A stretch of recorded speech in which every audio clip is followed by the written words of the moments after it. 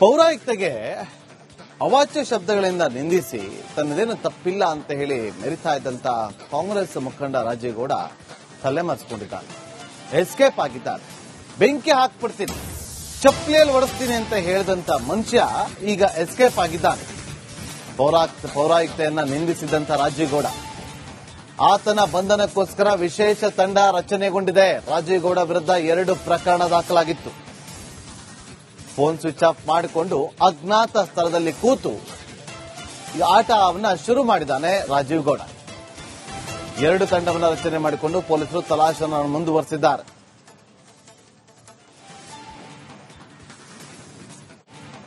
ರಾಜೀವ್ ಗೌಡ ನಿನ್ನೆ ಬೆಂಗಳೂರಲ್ಲೇ ಇದ್ರು. ನಿನ್ನೆ ಬೆಳಗ್ಗಿನಿಂದ ಮಾಧ್ಯಮಗಳಲ್ಲಿ ಸುದ್ದಿ ಬರ್ತಾ ಇತ್ತು. ತಕ್ಷಣ ಅಲರ್ಟ್ ಆಗಬಹುದಿತ್ತು ಪೊಲೀಸರು, ಆದ್ರೆ ಕಂಪ್ಲೇಂಟ್ ಆಗಿಲ್ಲ ಅಂತ ಹೇಳಿ ಸುಮ್ಮನೆ ಕೂತಿದ್ರು. ಅಲ್ಲ, ನಾವು ಒಂದು ಪ್ರಶ್ನೆ ಮಾಡೋದು, ಬೇರೆ ಕೇಸ್ಗಳಲ್ಲಿ ಸುಮೋಟೋವನ್ನ ದಾಖಲು ಮಾಡಿಕೊಳ್ಳುವಂತ ಪೊಲೀಸರು ಈ ಕೇಸಲ್ಲಿ ಯಾಕೆ ಸುಮೋಟೋ ದಾಖಲು ಮಾಡಿಕೊಳ್ಳೋದಕ್ಕೆ ಮುಂದಾಗಲಿಲ್ಲ? ಇರ್ಲಿ, ಈಗ 2 ತಂಡಗಳನ್ನ ರಚನೆ ಮಾಡಿದ್ದಾರೆ. ರಚನೆ ಮಾಡಿ ಪೊಲೀಸರು ತನಿಖೆಯನ್ನ ಚುರುಕುಗೊಳಿಸಿದ್ದಾರೆ. ಪೌರಾಯುಕ್ತೆಗೆ ನಿಂದಿಸಿದ ಪುಡಾರಿಯನ್ನ ಒದ್ದು ಹೊಳಗಾಗ್ತೀವಿ ಅಂತ ಕೂಡ ವಿಶ್ವಾಸವನ್ನ ಕೂಡ ವ್ಯಕ್ತಪಡಿಸ್ತಾ ಇದ್ದಾರೆ ಪೊಲೀಸ್ ಇಲಾಖೆ. ಇನ್ನು ಮತ್ತೊಂದು ಕಡೆ ಮೈಸೂರಲ್ಲಿ ಮಾಜಿ ಸಂಸದ ಪ್ರತಾಪ್ ಸಿಂಹ ಕಿಡಿಕಾರಿದ್ದಾರೆ. ಸಿಎಂ ಸಿದ್ದರಾಮಯ್ಯ ಯಾರಿಗೂ ಮರ್ಯಾದೆಯನ್ನ ಕೊಡಲ್ಲ, ಇದನ್ನೇ ಅವರ ಪಕ್ಷದವರು ಅನುಸರಿಸ್ತಾ ಇದ್ದಾರೆ. ಸಿಎಂ ಭಾಷೆ ಸರಿ ಇದ್ರೆ ಕಾರ್ಯಕರ್ತರದ್ದು ಕೂಡ ಸರಿ ಇರ್ತಾ ಇತ್ತು. ರಾಜೇಗೌಡ ನಿಂದನೆ ಕೇಸ್ ಸಂಬಂಧ ಮಾಜಿ ಸಂಸದ ಪ್ರತಾಪ್ ಸಿಂಹ ಅವರು ವಾಗ್ದಾಳಿಯನ್ನ ನಡೆಸಿದ್ದಾರೆ.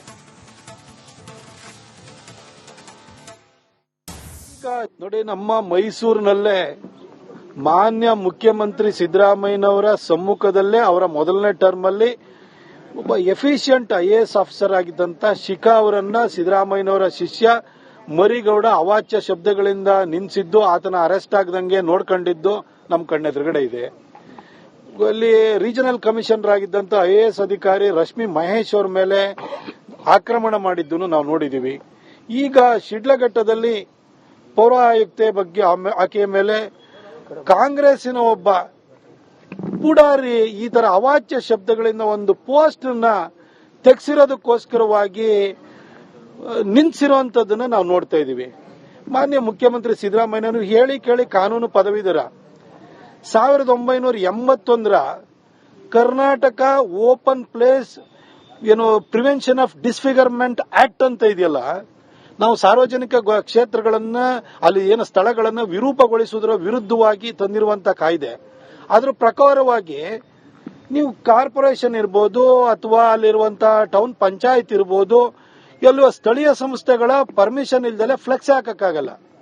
ಆದ್ರೂ ಕೂಡ ಫ್ಲೆಕ್ಸ್ ಗಳ ಹಾವಳಿ ಕಾಣಿಸ್ತಾ ಇದೆ. ಅದನ್ನ ತೆಗೆಸಿದ ಕೂಡಲೇ ಅಲ್ಲಿ ಆಕ್ಸಿಡೆಂಟ್ ಆಯ್ತು ಅನ್ನೋ ಕಾರಣಕ್ಕೆ ಪೌರ ಆಯುಕ್ತೆ ಅದನ್ನ ತೆಗೆಸಿದ ಕೂಡಲೇ ಆಕೆನೆ ನಿಮ್ಮ ಪಕ್ಷದ ಒಬ್ಬ ಕಾರ್ಡ್ ಹೋಲ್ಡರ್ ಅದನ್ನ ನಿಂದಿಸ್ತಾನೆ ಅಂತಂದ್ರೆ ನೀವು ಏನ್ ಮಾಡ್ತಾ ಇದೀರಿ ಸರ್? ಯಾರಿಗೆ ನೀವು ಚಿತಾವಣೆ ಕೊಡ್ತಾ ಇದ್ರಿ? ಯಾರನ್ನ ಸಾಕಿ ಸಲುತ್ತಾ ಇದ್ದೀರಿ? ನಿಮ್ ಕಾಲದಲ್ಲಿ ಯಾರಿಗೆ ಇವತ್ತು ಉತ್ತೇಜನ ಸಿಗ್ತಾ ಇದೆ? ನೋಡಿ, ನಮ್ಮ ಮೈಸೂರಿನಲ್ಲೇ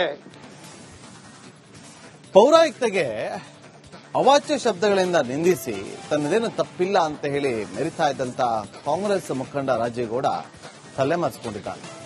ಎಸ್ಕೇಪ್ ಆಗಿದ್ದಾನೆ. ಬೆಂಕಿ ಹಾಕ್ಬಿಡ್ತೀನಿ, ಚಪ್ಪಲಿಯಲ್ಲಿ ಒಡಿಸ್ತೀನಿ ಅಂತ ಹೇಳಿದಂತ ಮನುಷ್ಯ ಈಗ ಎಸ್ಕೇಪ್ ಆಗಿದ್ದಾನೆ. ಪೌರಾಯುಕ್ತೆಯನ್ನ ನಿಂದಿಸಿದಂತ ರಾಜೇಗೌಡ, ಆತನ ಬಂಧನಕ್ಕೋಸ್ಕರ ವಿಶೇಷ ತಂಡ ರಚನೆಗೊಂಡಿದೆ. ರಾಜೇಗೌಡ ವಿರುದ್ಧ 2 ಪ್ರಕರಣ ದಾಖಲಾಗಿತ್ತು. ಫೋನ್ ಸ್ವಿಚ್ ಆಫ್ ಮಾಡಿಕೊಂಡು ಅಜ್ಞಾತ ಸ್ಥಳದಲ್ಲಿ ಕೂತು ಈ ಆಟವನ್ನ ಶುರು ಮಾಡಿದ್ದಾನೆ ರಾಜೀವ್ ಗೌಡ. 2 ತಂಡವನ್ನು ರಚನೆ ಮಾಡಿಕೊಂಡು ಪೊಲೀಸರು ತಲಾಶನ್ನು ಮುಂದುವರೆಸಿದ್ದಾರೆ.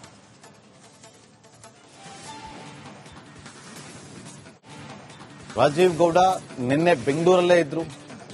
ನಿನ್ನೆ ಬೆಳಗ್ಗಿನಿಂದ ಮಾಧ್ಯಮಗಳಲ್ಲಿ ಸುದ್ದಿ ಬರ್ತಾ ಇತ್ತು. ತಕ್ಷಣ ಅಲರ್ಟ್ ಆಗಬಹುದಿತ್ತು ಪೊಲೀಸರು, ಆದ್ರೆ ಕಂಪ್ಲೇಂಟ್ ಆಗಿಲ್ಲ ಅಂತ ಹೇಳಿ ಸುಮ್ಮನೆ ಕೂತಿದ್ರು. ಅಲ್ಲ, ನಾವು ಒಂದು ಪ್ರಶ್ನೆ ಮಾಡೋದು, ಬೇರೆ ಕೇಸ್ಗಳಲ್ಲಿ ಸುಮೋಟೋವನ್ನ ದಾಖಲು ಮಾಡಿಕೊಳ್ಳುವಂತ ಪೊಲೀಸರು ಈ ಕೇಸಲ್ಲಿ ಯಾಕೆ ಸುಮೋಟೋ ದಾಖಲು ಮಾಡಿಕೊಳ್ಳೋದಕ್ಕೆ ಮುಂದಾಗಲಿಲ್ಲ? ಇರ್ಲಿ, ಈಗ 2 ತಂಡಗಳನ್ನ ರಚನೆ ಮಾಡಿದ್ದಾರೆ. ರಚನೆ ಮಾಡಿ ಪೊಲೀಸರು ತನಿಖೆಯನ್ನ ಚುರುಕುಗೊಳಿಸಿದ್ದಾರೆ. ಪೌರಾಯುಕ್ತೆಗೆ ನಿಂದಿಸಿದ ಪುಡಾರಿಯನ್ನ ಒದ್ದು ಹೊಳಗಾಗ್ತೀವಿ ಅಂತ ಕೂಡ ವಿಶ್ವಾಸವನ್ನ ಕೂಡ ವ್ಯಕ್ತಪಡಿಸ್ತಾ ಇದ್ದಾರೆ ಪೊಲೀಸ್ ಇಲಾಖೆ. ಇನ್ನು ಮತ್ತೊಂದು ಕಡೆ ಮೈಸೂರಲ್ಲಿ ಮಾಜಿ ಸಂಸದ ಪ್ರತಾಪ್ ಸಿಂಹ ಕಿಡಿಕಾರಿದ್ದಾರೆ. ಸಿಎಂ ಸಿದ್ದರಾಮಯ್ಯ ಯಾರಿಗೂ ಮರ್ಯಾದೆಯನ್ನ ಕೊಡಲ್ಲ, ಇದನ್ನೇ ಅವರ ಪಕ್ಷದವರು ಅನುಸರಿಸ್ತಾ ಇದ್ದಾರೆ. ಸಿಎಂ ಭಾಷೆ ಸರಿ ಇದ್ರೆ ಕಾರ್ಯಕರ್ತರದ್ದು ಕೂಡ ಸರಿ ಇರ್ತಾ ಇತ್ತು. ರಾಜೀವ್ ಗೌಡ ನಿಂದನೆ ಕೇಸ್ ಸಂಬಂಧ ಮಾಜಿ ಸಂಸದ ಪ್ರತಾಪ್ ಸಿಂಹ ಅವರು ವಾಗ್ದಾಳಿಯನ್ನ ನಡೆಸಿದ್ದಾರೆ.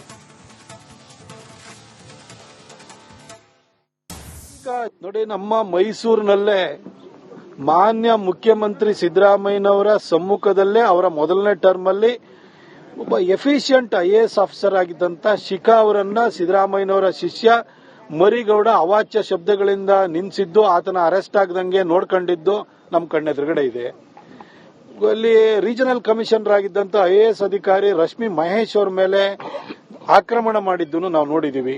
ಈಗ ಶಿಡ್ಲಘಟ್ಟದಲ್ಲಿ ಪೌರ ಆಯುಕ್ತೆ ಬಗ್ಗೆ ಆಕೆಯ ಮೇಲೆ ಕಾಂಗ್ರೆಸ್ಸಿನ ಒಬ್ಬ ಪುಡಾರಿ ಈ ತರ ಅವಾಚ್ಯ ಶಬ್ದಗಳಿಂದ ಒಂದು ಪೋಸ್ಟ್ ಅನ್ನ ತೆಗೆಸಿರೋದಕ್ಕೋಸ್ಕರವಾಗಿ ನಿಂತಿರುವಂತದ್ದನ್ನ ನಾವು ನೋಡ್ತಾ ಇದೀವಿ. ಮಾನ್ಯ ಮುಖ್ಯಮಂತ್ರಿ ಸಿದ್ದರಾಮಯ್ಯನವರು ಹೇಳಿ ಕೇಳಿ ಕಾನೂನು ಪದವೀಧರ.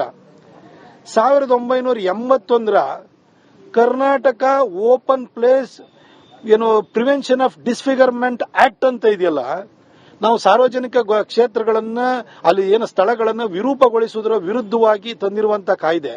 ಅದರ ಪ್ರಕಾರವಾಗಿ ನೀವು ಕಾರ್ಪೊರೇಷನ್ ಇರ್ಬೋದು ಅಥವಾ ಅಲ್ಲಿರುವಂತಹ ಟೌನ್ ಪಂಚಾಯತ್ ಇರ್ಬೋದು, ಎಲ್ಲೋ ಸ್ಥಳೀಯ ಸಂಸ್ಥೆಗಳ ಪರ್ಮಿಷನ್ ಇಲ್ದಲೆ ಫ್ಲೆಕ್ಸ್ ಹಾಕಕ್ಕಾಗಲ್ಲ. ಆದ್ರೂ ಕೂಡ ಫ್ಲೆಕ್ಸ್ ಗಳ ಹಾವಳಿ ಕಾಣಿಸ್ತಾ ಇದೆ. ಅದನ್ನ ತೆಗೆಸಿದ ಕೂಡಲೇ ಅಲ್ಲಿ ಆಕ್ಸಿಡೆಂಟ್ ಆಯ್ತು ಅನ್ನೋ ಕಾರಣಕ್ಕೆ ಪೌರ ಆಯುಕ್ತೆ ಅದನ್ನ ತೆಗೆಸಿದ ಕೂಡಲೇ ಆಕೆನೆ ನಿಮ್ಮ ಪಕ್ಷದ ಒಬ್ಬ ಕಾರ್ಡ್ ಹೋಲ್ಡರ್ ಅದನ್ನ ನಿಂದಿಸ್ತಾನೆ ಅಂತಂದ್ರೆ ನೀವು ಏನ್ ಮಾಡ್ತಾ ಇದೀರಿ ಸರ್? ಯಾರಿಗೆ ನೀವು ಚಿತಾವಣೆ ಕೊಡ್ತಾ ಇದ್ರಿ? ಯಾರನ್ನ ಸಾಕಿ ಸಲುತ್ತಾ ಇದ್ದೀರಿ? ನಿಮ್ ಕಾಲದಲ್ಲಿ ಯಾರಿಗೆ ಇವತ್ತು ಉತ್ತೇಜನ ಸಿಗ್ತಾ ಇದೆ? ನೋಡಿ, ನಮ್ಮ ಮೈಸೂರಿನಲ್ಲೇ ಅಲ್ಲಿ ರೀಜನಲ್ ಕಮಿಷನರ್ ಆಗಿದ್ದಂತ IAS ಅಧಿಕಾರಿ ರಶ್ಮಿ ಮಹೇಶ್ ಅವರ ಮೇಲೆ ಆಕ್ರಮಣ ಮಾಡಿದ್ದನ್ನು ನಾವು ನೋಡಿದೀವಿ. ಈಗ ಶಿಡ್ಲಘಟ್ಟದಲ್ಲಿ ಪೌರ ಆಯುಕ್ತೆ ಬಗ್ಗೆ ಆಕೆಯ ಮೇಲೆ ಕಾಂಗ್ರೆಸ್ಸಿನ ಒಬ್ಬ ಪುಡಾರಿ ಈ ತರ ಅವಾಚ್ಯ ಶಬ್ದಗಳಿಂದ ಒಂದು ಪೋಸ್ಟ್ ಅನ್ನ ತೆಗೆಸಿರೋದಕ್ಕೋಸ್ಕರವಾಗಿ ನಿಂತಿರುವಂತದ್ದನ್ನ ನಾವು ನೋಡ್ತಾ ಇದೀವಿ. ಮಾನ್ಯ ಮುಖ್ಯಮಂತ್ರಿ ಸಿದ್ದರಾಮಯ್ಯನವರು ಹೇಳಿ ಕೇಳಿ ಕಾನೂನು ಪದವೀಧರ. 1981ರ Karnataka open place prevention of disfigurement act ಅಂತ ಇದೆಯಲ್ಲ, ನಾವು ಸಾರ್ವಜನಿಕ ಕ್ಷೇತ್ರಗಳನ್ನ ಅಲ್ಲಿ ಸ್ಥಳಗಳನ್ನ ವಿರೂಪಗೊಳಿಸುವುದರ ವಿರುದ್ಧವಾಗಿ ತಂದಿರುವಂತಹ ಕಾಯ್ದೆ.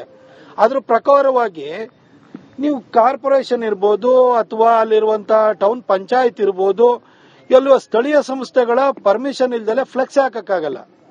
ಆದ್ರೂ ಕೂಡ ಫ್ಲೆಕ್ಸ್ ಗಳ ಹಾವಳಿ ಕಾಣಿಸ್ತಾ ಇದೆ. ಅದನ್ನ ತೆಗೆಸಿದ ಕೂಡಲೇ ಅಲ್ಲಿ ಆಕ್ಸಿಡೆಂಟ್ ಆಯ್ತು ಅನ್ನೋ ಕಾರಣಕ್ಕೆ ಪೌರ ಆಯುಕ್ತೆ ಅದನ್ನ ತೆಗೆಸಿದ ಕೂಡಲೇ ಆಕೆನೆ ನಿಮ್ಮ ಪಕ್ಷದ ಒಬ್ಬ ಕಾರ್ಡ್ ಹೋಲ್ಡರ್ ಅದನ್ನ ನಿಂದಿಸ್ತಾನೆ ಅಂತಂದ್ರೆ ನೀವು ಏನ್ ಮಾಡ್ತಾ ಇದೀರಿ ಸರ್? ಯಾರಿಗೆ ನೀವು ಚಿತಾವಣೆ ಕೊಡ್ತಾ ಇದ್ರಿ? ಯಾರನ್ನ ಸಾಕಿ ಸಲುತ್ತಾ ಇದ್ದೀರಿ? ನಿಮ್ ಕಾಲದಲ್ಲಿ ಯಾರಿಗೆ ಇವತ್ತು ಉತ್ತೇಜನ ಸಿಗ್ತಾ ಇದೆ? ನೋಡಿ, ನಮ್ಮ ಮೈಸೂರು